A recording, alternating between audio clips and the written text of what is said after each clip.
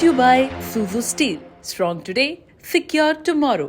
देश के कई राज्यों में बकरीद से पहले यह साफ कर दिया गया था कि गाय की कुर्बानी किसी कीमत पर नहीं होगी, लेकिन बावजूद इसके कुछ जगहों पर गोकशी के आरोप लगे, जिस पर सनातनियों ने जमकर हंगामा किया है। और इसी बीच गाय को राष्ट्रीय पशु का दर्जा दिए जाने की मांग कर रहे मुस्लिम समाज की तरफ से आज एक और बड़ी मांग सामने आई। मांग ये कि गोकशी करने वालों के लिए फांसी की सजा का प्रावधान होना चाहिए। यानी कुछ मियां भाई गाय को लेकर बनी गोरेखा लांघने की कोशिश कर रहे हैं, तो भाईजान ही उनके लिए फांसी की मांग कर रहे हैं।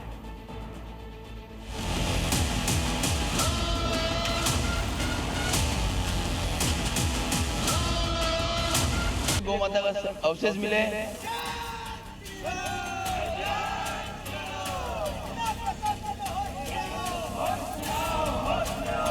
यहाँ पर गोवध किया जाता है, तो गोवध बंद हो। गाय को राष्ट्रीय पशु का दर्जा दीजिए। पूरी तरीके से गाय को उसको बैन किया जाए। मैं तो कहता हूँ यहाँ तक कि फांसी की सजा दी जाए, फांसी की सजा दी जाए, फांसी की सजा दी जाए। गोवध करने वालों के खिलाफ सबसे बड़ी आवाज अजमेर स्थित दरगाह शरीफ से उठी है। मुस्लिम समाज से गाय को राष्ट्रीय पशु का दर्जा देने की मांग लगातार उठी रही है, लेकिन अब अजमेर शरीफ के गद्दी नशीन सैयद नसीरुद्दीन चिश्ती ने गोवध करने वालों के लिए तो फांसी की मांग कर डाली है। गाय को राष्ट्रीय पशु घोषित किया जाए और पूरी तरीके से गाय के गोश्त को बैन किया जाए। मैं तो कहता हूँ यहाँ तक कि फांसी की सजा दी जाए, इसके अंदर प्रावधान रखा जाए, ताकि ये विवाद खत्म हो। कुछ लोग मैंने देखा कि आपके चैनलों कई चैनलों के माध्यम से इसका राजनीतिक फायदा उठा रहे हैं और अननेसेसरी विवाद क्रिएट कर रहे हैं। ये मांग यूं ही नहीं उठी है। तमाम अपीलों के बावजूद कुछ कट्टरपंथी बकरीद पर अपनी हरकतों से बाज नहीं आए और गोवध का पाप कर ही बैठे। मध्य प्रदेश के रतलाम में इस पाप के खिलाफ लोगों का गुस्सा फूट पड़ा। स्टेशन रोड थाना क्षेत्र स्थित सिविक सेंटर इलाके में गाय का कटा हुआ सिर और दूसरे अवशेष मिलने के बाद सनातनी भड़क गए। शहर में मार्च निकालते हुए चक्का जाम कर दिया गया। एमपी के दमोह और यूपी के बरेली से भी गो तस्करी और गोवध से जुड़ी खबरें सामने आईं। दमोह में जहां कुर्बानी के लिए ले जाए जाते गोवंश पुलिस ने एक पिकअप वैन से पकड़े, तो वहीं यूपी के बरेली में पैक्ड गोमांस और गोवंश का अवशेष मिलने से आक्रोशित हिंदू संगठन के लोगों ने प्रदर्शन किया। ऐसी घटनाओं पर रोक लगाने के लिए हिंदू संगठनों की ओर से तो लगातार कार्रवाई की मांग उठती रही है, लेकिन अब मुस्लिम समाज भी गोरक्षा के लिए आवाज बुलंद कर रहा है। उत्तर प्रदेश के अमरोहा से आई जरा ये तस्वीरें देख लीजिए, जहां मस्जिद से गाय को राष्ट्रीय पशु का दर्जा देने की मांग बुलंद हो रही है। इस मांग के पीछे एक दहशत भी काम कर रही है। दहशत गोवध और गो तस्करी के आरोप में मुस्लिमों की लिंचिंग। मुस्लिम समाज का मानना है कि गाय जब राष्ट्रीय पशु घोषित हो जाएगी तो ऐसी घटनाओं पर अपने आप लगाम लग जाएगी। कई जगह मोम बिलोची के नाम पर जो है ये मतलब कत्लो-गारती हुई है, तो इसको लेकर के भारत के अंदर कई जगह माहौल को खराब किया गया है और वो माहौल खराब ना हो, इस बात को देखते हुए हम लोगों ने ये फैसला लिया है कि भारत में गाय को राष्ट्रीय पशु घोषित किया जाए। आगरा में ईद की नमाज के बाद उत्तर प्रदेश मुस्लिम महापंचायत ने भी एक प्रस्ताव पास किया और सरकार से मांग की कि गाय को राष्ट्रीय पशु का दर्जा देना ही चाहिए। जमीयत से लेकर देश के तमाम मुस्लिम संगठन, मौलाना मौलवी और उलेमा इस मांग को बुलंद कर रहे हैं। उन्हें लगता है कि गोरक्षा के मुद्दे का राजनीतिकरण कर इसका इस्तेमाल मुसलमानों को निशाना बनाने के लिए हथियार की तरह किया गया है और इस हथियार की धार को कुंद करने का सबसे कारगर तरीका है गाय को राष्ट्रीय पशु का दर्जा दिया जाना। ब्यूरो रिपोर्ट, जी मीडिया। बंगाल में दशकों से जड़े जमाए बैठी गुंडागर्दी अब सिर पर पैर रखकर भाग रही है। जी हाँ, बंगाल में सत्ता परिवर्तन के बाद से ही जिस तरह से गुंडों और माफियाओं के खिलाफ ताबड़तोड़ एक्शन हो रहा है, उसके बाद ऐसी ताकतें या तो अंडरग्राउंड हो गई हैं या फिर सड़कों पर उनकी परेड कराई जा रही है। और अब तो बंगाल की पब्लिक भी मैदान में आ गई है और टीएमसी सरकार में कटमनी वसूलने वालों का तरीके से इलाज कर रही है। अभी गुंडागर्दी बंगाल में खत्म। 15 साल से दबा गुस्सा फूट रहा है। अराजकता को जवाब दिया जा रहा है। सताने वालों का हिसाब हो रहा है। दादागिरी करने वालों का बही खाता दुरुस्त किया जा रहा है। हिसाब किताब ऐसे हो रहा है कि गुंडई गलियों में सिर पर पैर रखकर भागती नजर आ रही है। तस्वीरें बीरभूम जिले की हैं, यहाँ सरकारी आवास योजना के नाम पर गरीब और लाचार लोगों से हजारों रुपए की कटमनी यानी कमीशन वसूलने के आरोपी टीएमसी नेता के एक सहयोगी को जनता ने गली में ही दबोच लिया। इसके बाद गुस्साई भीड़ ने थप्पड़, घूंसे और जूते चप्पलों की ऐसी बरसात की कि देखने वालों की रूह कांप गई। इस रंगदार नेता को पब्लिक ने गलियों में दौड़ा दौड़ा कर पीटा। दुबराजपुर नगर पालिका क्षेत्र में टीएमसी काउंसलर भास्कर रूज ने सरकारी आवास योजना के तहत लोगों से पक्का घर दिलाने का वादा किया था। उनसे पैसे वसूले थे। जरूरतमंद लोगों से 10,000 से लेकर 30,000 रुपए तक की वसूली की गई थी। पैसे देने के बावजूद लोगों को रहने के लिए छत नसीब नहीं हुई। लोगों में भास्कर के खिलाफ गुस्सा बढ़ता जा रहा था, लेकिन उसके रसूख के चलते लोग बेबस और लाचार थे। सत्ता परिवर्तन के बाद भास्कर ने खुद को अंडरग्राउंड कर लिया, लेकिन उसका करीबी गुर्गा धनंजय गोराई उर्फ धनु मास्टर लोगों के हाथ से चढ़ गया और फिर उसके बाद की तस्वीरें आपके सामने हैं। कुछ ऐसा ही हाल रायदिघी में टीएमसी नेता बप्पा हलदर का हुआ। ये भी लोगों से कटमनी मांग रहा था। इसी पर लोगों को गुस्सा आ गया और उसकी पिटाई कर दी गई। टीएमसी को लोग 15 साल चोरी किया है, 15 साल इलीगल घर बनाया है, घर बनाने का परमिशन दिया है, उसमें से कट मनी लिया है। बंगाल के लोग सिर्फ उन्नयन चाह रहे और इलीगल जितना भी काम हो रहे उसको बंद करना चाह रहे हैं, जो हमारे माननीय मुख्यमंत्री जी धीरे धीरे सब बंद कर दें। तस्वीरें देख लीजिए। वसूलीबाजों की जहां एक तरफ पिटाई हो रही है, तो वहीं इलाज बंगाल के माफिया और अपराधियों का भी हो रहा है। ये तस्वीरें देखिए। 2 लोगों की परेड निकाली जा रही है। जिनकी परेड निकल रही है उनके नाम संतू सिंह और मोन्टू राय हैं, जो कि कई अपराधों में शामिल थे। भाटपारा पुलिस ने उन्हें शॉर्ट्स और शर्ट पहनाई, कमर में रस्सी बांधी और पूरे इलाके का भ्रमण करा दिया।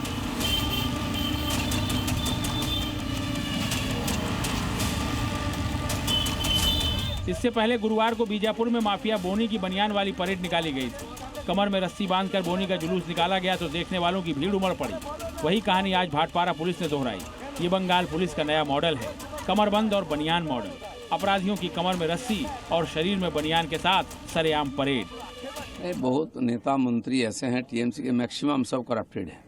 अभी तक पुलिस की अनुमति नहीं मिलती थी, गवर्नर की अनुमति नहीं मिलती, तो इंक्वायरी नहीं हो रहा था। अभी सारे केसेस ओपन होंगे और सारी बातों की इंक्वायरी होगी। जनता जो चाहती है वही होगी। कुल मिलाकर बंगाल में बदलाव की बहार ऐसी आई है कि एक भ्रष्टाचारी, गुंडे और माफिया का हिसाब हो रहा है। एक ओर शुभेंदु सरकार की मुहिम चल रही है, तो दूसरी ओर जनता भी अपने साथ हुए जुल्मों का हिसाब किताब कर रही है। हालांकि लोगों को कानून हाथ में लेने से बचना चाहिए और कानून को अपना काम करने देना चाहिए। ब्यूरो रिपोर्ट, जी मीडिया।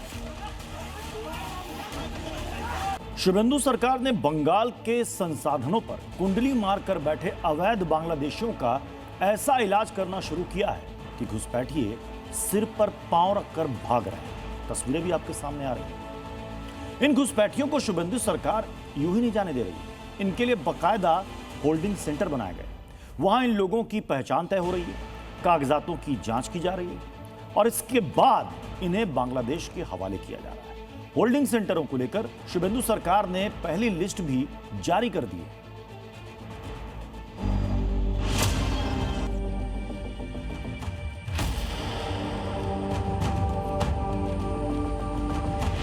जल्दी भागो। अवैध बांग्लादेशी आलिया को भी जाना होगा।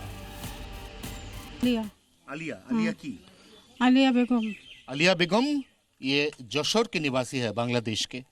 अपनी बेटी के इलाज के लिए इंडिया आए तो थे। इसके पास ना तो पासपोर्ट है, ना तो वीजा है और ना ही कोई मेडिकल कागजात। घुसपैठिया हारून भी जाएगा। अब मास्क उतारिए, अपना मास्क उतारिए। हाँ हाँ, क्यों?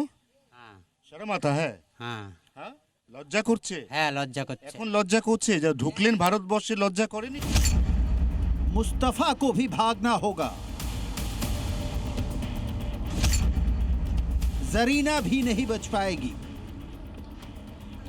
हिंदुस्तान हिंदुस्तानियों का है, बांग्लादेशियों के अब्बा जान का घर नहीं। एक एक घुसपैठिए निकाले जा रहे हैं चुन चुन कर। देश के रुपया में खाना खाएगा, कपड़ा देगा, मेडिसिन देगा। एक दामाद है ये लोग। जल्दी जल्दी भागो। आओ आओ इधर आओ बैठो, हमारा राज्य में थोड़ा वोट दो, थोड़ा सा बॉम्बिंग करो, थोड़ा सा हिंदू लोग को डराओ। बंगाल सरकार बांग्लादेशी घुसपैठियों के खिलाफ जबरदस्त एक्शन में है। सीएम शुभेंदु का खुला ऐलान है, जल्दी भागो। गृह मंत्री अमित शाह की लाइन पर ही बंगाल से चुन चुन कर घुसपैठियों को निकाला जा रहा है।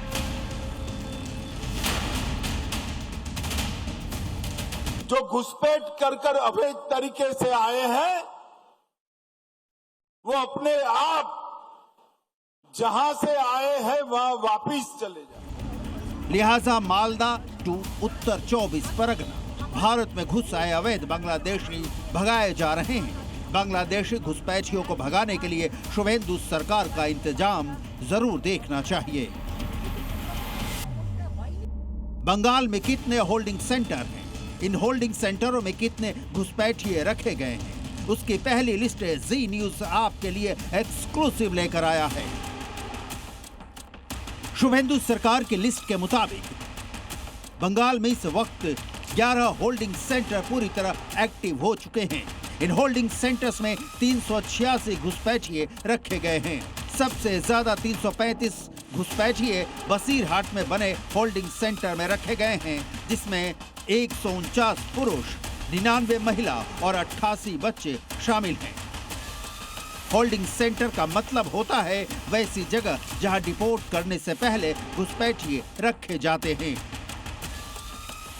100 से भी ज़्यादा जो बांग्लादेशी नागरिक है वो हकीमपुर चेक पोस्ट आ गए थे, वो बांग्लादेश पहुंचने के लिए, भारत छोड़ने के लिए, क्योंकि इतने सालों से टीएमसी के ज़माने में ये लोग यहाँ पे अवैध तरीके से रह रहे थे। ये वही बांग्लादेशी नागरिक हैं जो हाकिमपुर चेक पोस्ट पर जमा हुए थे, जिन्हें अब होल्डिंग सेंटर्स में शिफ्ट किया गया है। सरकारी अमला सूबे की गली गली में गिन रहा है कहां कितने अवैध घुसपैठिए बचे हैं, कितने छिपे हैं, कितने फर्जी कागजात पर टिके हैं। बंगाल के होल्डिंग सेंटर्स में दूसरे नंबर पर सबसे ज्यादा घुसपैठिए मुर्शिदाबाद में रखे गए हैं, जहां इस वक्त 19 घुसपैठिए मौजूद हैं। इसके अलावा बरुई, सुंदरबन, दक्षिण दिनाजपुर, बोगांव, बारासात, कूच बिहार, जंगीपुर, कृष्णनगर और मालदा में भी होल्डिंग सेंटर्स में घुसपैठियों को रखा गया है। बंगाल के होल्डिंग सेंटर में रह रहे घुसपैठियों के दस्तावेजों की जांच, बायोमेट्रिक वेरिफिकेशन और पहचान के बाद उन्हें सीधा बीएसएफ को सौंपा जा रहा है, जो डिपोर्ट करने की प्रक्रिया शुरू करेगी। ब्यूरो रिपोर्ट, जी मीडिया। घुसपैठियों के खिलाफ शुभेंदु सरकार फुल फोर्स में, फुल एक्शन में काम कर रही है। आने वाले दिनों में और भी घुसपैठिए बंगाल से चुन चुनकर होल्डिंग सेंटर में पहुंचाए जाएंगे।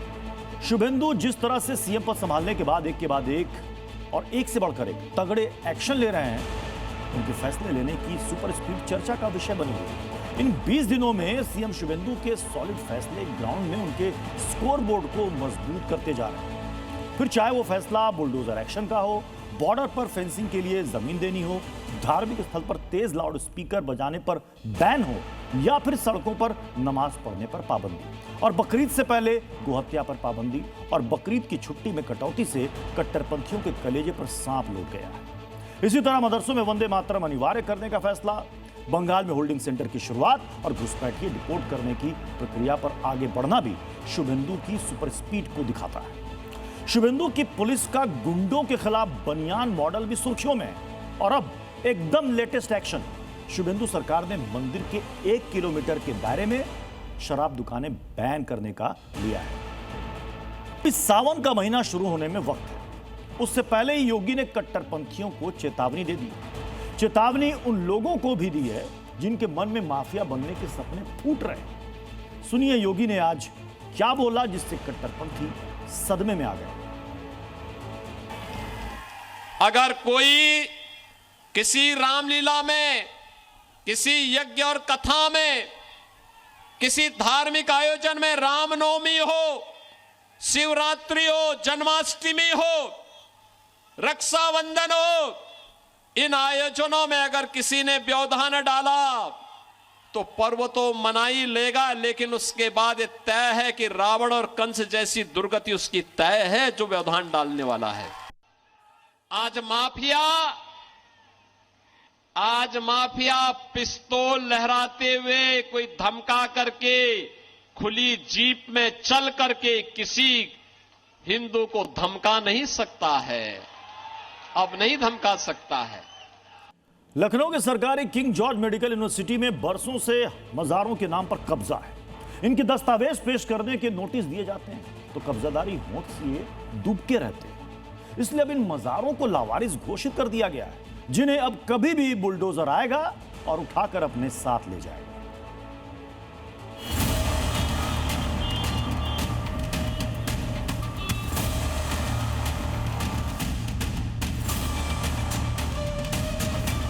शासन को अवगत कराते हुए पुलिस फोर्स मांग के इनको शिफ्ट करा दिया जाए।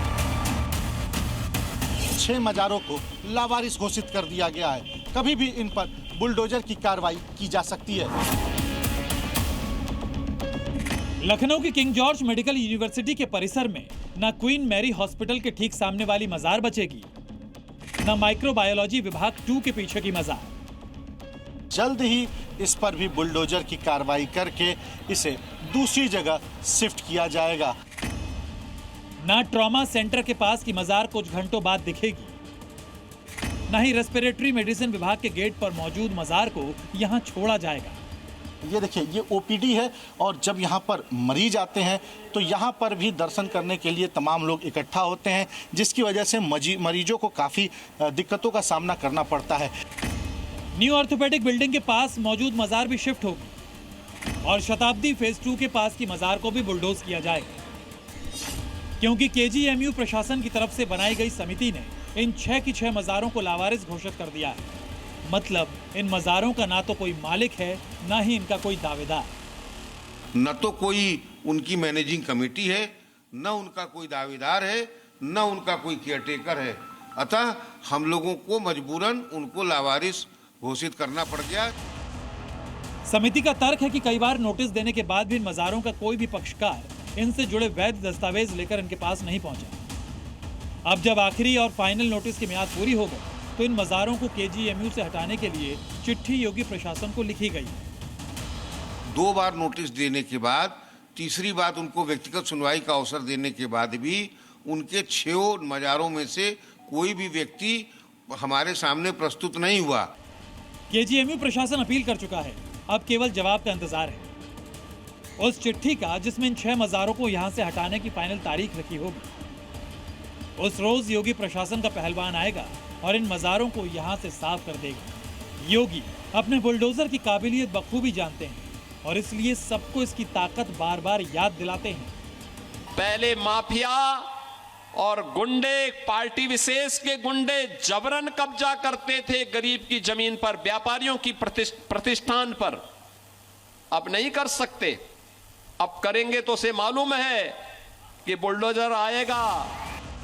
केजीएमयू की मजारों के लावारिस घोषित होने के साथ ही अब इस बात की भी सुगबुगाहट तेज हो गई है कि लावारिस मजारों को बुलडोजर उठा ले जाएगा। हालांकि क्वीन मैरी अस्पताल के गेट पर मौजूद मजार की सालों से खिदमत करने का दावा कर रही महिला केजीएमयू प्रशासन को गलत ठहरा रही है। हम जैसे यहाँ खिदमत करते हैं उनकी, वहाँ भी बाकी हटाएंगे तो जो हटाएगा वो खुद समझेंगे, हमसे कोई मतलब। अभी बस हमारे लिखा भी है और बता क्यों नहीं पा रहे हैं। मजार समिति कमेटी के सामने पेश नहीं हुई, सबके सामने बात हो रही है कि लोग जा रहे हैं, हम नहीं जा रहे हैं भाई। हमको ना किसी ने बैठाला ना हम जा रहे हैं, हमने खाली एक लिखत में भेज दिया था। लेकिन केजीएमयू के एक मजार पर लगा ये नोटिस महिला के दावों को गलत ठहरा रहा है। नोटिस बता रहा है कि केजीएमयू प्रशासन की तरफ से कई नोटिस जारी किए गए, लेकिन मजार के पक्षकार पेश ही नहीं हुए। ये मजार अब लावारिस घोषित कर दिया गया है। तस्वीरों में देखिए तो यहाँ पर कई नोटिस चस्पा की गई, जो केजीएमयू की तरफ से कमेटी बनाई गई, उसने मजार समिति से इसकी वैधता की तमाम डॉक्यूमेंट्स मांगे, लेकिन कोई भी मजार समिति के सामने पेश नहीं हुआ।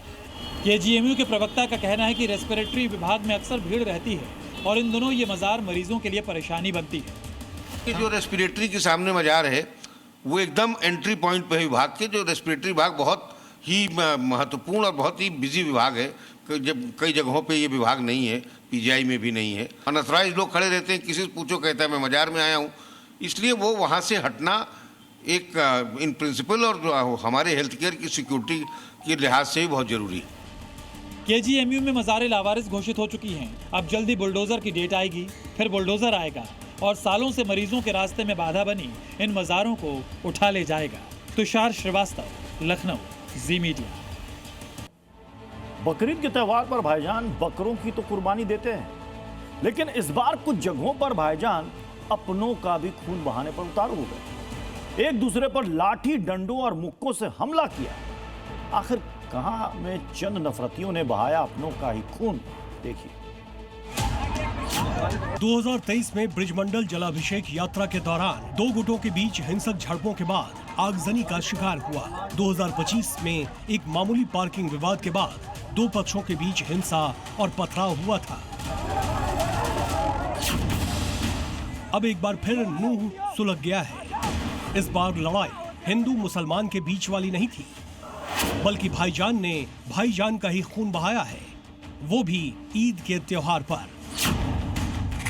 वो भी तब नमाज अदा करके निकल रहे थे।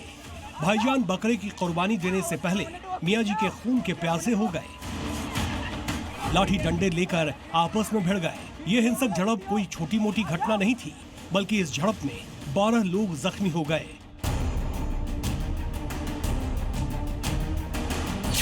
बकरीद के दिन नूह के दो अलग अलग गांव में पुरानी रंजिश को लेकर हिंसक झड़पें हुई। दोनों ही जगहों पर ईद की नमाज के बाद बवाल खड़ा हुआ। विवाद के दौरान दोनों तरफ से भाईजान ने जमकर पथराव किया, लाठी डंडे चलाए और धारदार हथियारों से वार किया। आपकी स्क्रीन पर तस्वीरें नूह के सिंगार गांव की है, जहां शाहरुख खुर्शीद का आमना सामना हुआ। सुबह करीब 10:30 बजे का वक्त था। ईद की नमाज अदा करने के बाद विवाद खड़ा हुआ। देखते ही देखते कहासुनी हिंसक झड़प में बदल गई और दोनों पक्ष एक दूसरे की जान लेने पर उतारू हो गए। वीडियो में दो पक्ष आमने सामने दिख भी रहे हैं। इनमें महिलाएं भी हैं। किसी का सिर फटा है, किसी का हाथ जख्मी हुआ है। करीब 2 दर्जन लोग घायल हुए हैं। अब ये कार्रवाई की मांग कर रहे हैं। पुरानी रंजिश निकाली थी, हमारी पुरानी दुश्मनी चल रही थी हमारी। उसने पुरानी दुश्मनी अब आज निकाल ली थी। उसने कार्रवाई चाहते जी आगे इन कानून कार्रवाई हो जी इनके ऊपर। विवाद के बाद से गांव में तनावपूर्ण माहौल बना हुआ है, जिसे देखते हुए नूह में पुलिस फोर्स की तैनाती कर दी गई है। लेकिन नूह की ही तरह उत्तराखंड के रुड़की में बकरीद के मौके पर विवाद हुआ। यहाँ भी ईद की तैयारियों के बीच भाईजान ने भाईजान का खून बहाया। रुड़की में भाईजान बकरे की खरीदारी के दौरान आपस में भिड़ गए। हमले के लिए पेड़ की हरी भरी टहनी ही उठा ली। दूसरे का खून बहाने की मंशा से लगातार वार किया। बराबर गाली गलौज करते रहे। कुर्बानी का बकरा खरीदने पहुंचे थे। इसी दौरान गुस्से में एक दूसरे पर टूट पड़े। पूरे देश में भाईजान ने एक तरफ बकरे की कुर्बानी देकर खून बहाया, तो दूसरी तरफ कुछ मियाँ जी एक दूसरे के खून के प्यासे नजर आए। सवाल है, आखिर ये कैसी सोच है जहां अपने ही त्योहार को खून से लाल कर दिया गया। यूपी में कानून से खिलवाड़ करने की सजा क्या होती है, ये बताने की जरूरत नहीं है। बावजूद इसके शामली में कुछ मियां भाई ने फिर से वही हरकत दोहराई। बिजली विभाग के एक अफसर को 20 सड़क सिर्फ इसलिए पीट कर अधमरा कर दिया क्योंकि उनके इलाके में बिजली कटौती हुई थी। अब एक ऑन ड्यूटी सरकारी अफसर की पिटाई करने को लेकर मियां भाई के इलाज की फुल तैयारी चल रही है। कोई बुरी आदतें जाती नहीं लोगों की, तो उसके लिए उनकी डेंटिंग पेंटिंग करवानी पड़ती है कायदे से। ये बुलडोजर आएगा, संपत्ति को फिर से जब्त करवाएगा।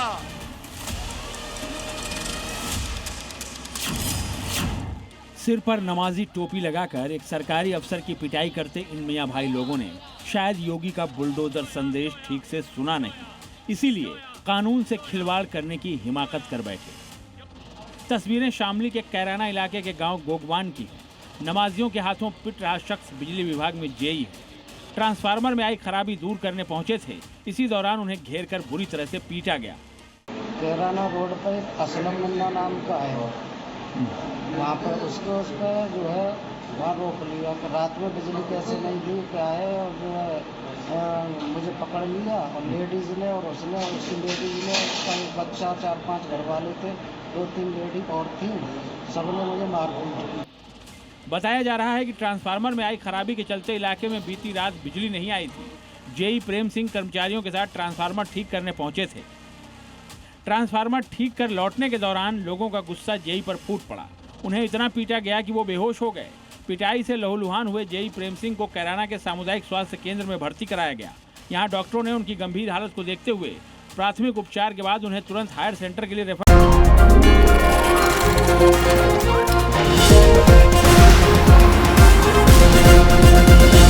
Brought to you by Suzu Steel. Strong today, secure tomorrow.